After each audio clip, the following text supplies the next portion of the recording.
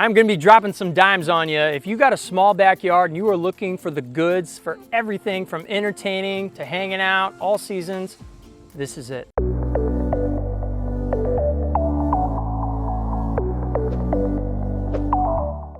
What's going on? I'm Bobby K. I'm a professional landscape designer and general contractor, and I want to show you that even a small space can have everything. So this right here is a measuring tool. We got less than 50 feet this way. I actually cheated a little bit, and it's less than 35 feet that way. So most city houses, that shotgun city house, have at least this. So when you have that backyard that doesn't seem usable and it's got overgrown stuff and there's stuff along the fence and you're like, where am I gonna put all this?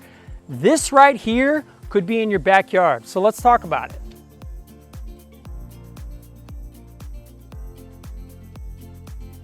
First thing I want to show you is this elevation. We're always paying attention to elevations when you get into a design. By the way, if you ever want to do a backyard like this, get a design plan. Make sure you know where everything is laid out, how it's going to be, and that is going to equate to why this costs what it costs, and this and this and this. It could be broken down into phases. Super important. But when you're looking at it, elevations are important. This door was actually up a couple clicks. So what we did here with this nice zone number 1 is we created a step down to split the difference. And then as you kind of wind on through, we made this almost like a ramp instead of having to have more stairs that comes over to the garage. So the first thing is you want your elevations to be addressed and understand what that's going to do to the overall flow of the backyard. Second thing, the color of that door, believe it or not, I think it's pretty significant. Why? Because it's kind of this orangish color. Now look at the furniture. We've got these chairs that are orange, right? The cushions on the actual furniture under this structure are kind of that burnt amber orange. So when you are selecting different furniture, different color palettes for whatever you've got, you might want to go off of one element and then work there. So we went off the door. Now, I told you about this first zone. You can have outdoor in the sun, but if it gets a little hot, which a lot of backyards do, this is an awesome option.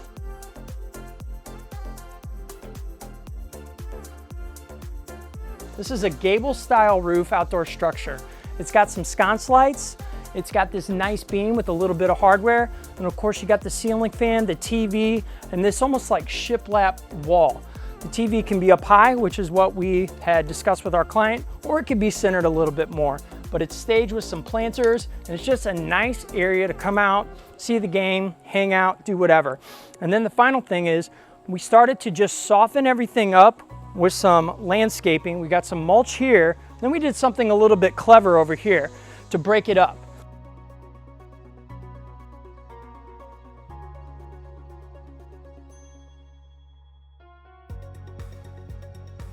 We've got some mulch here, but we put a little decorative inlay of border there and then switched over to a rock. And the rock actually goes along the fence. So any kind of gray between your neighbors is addressed and there's not going to be any washout.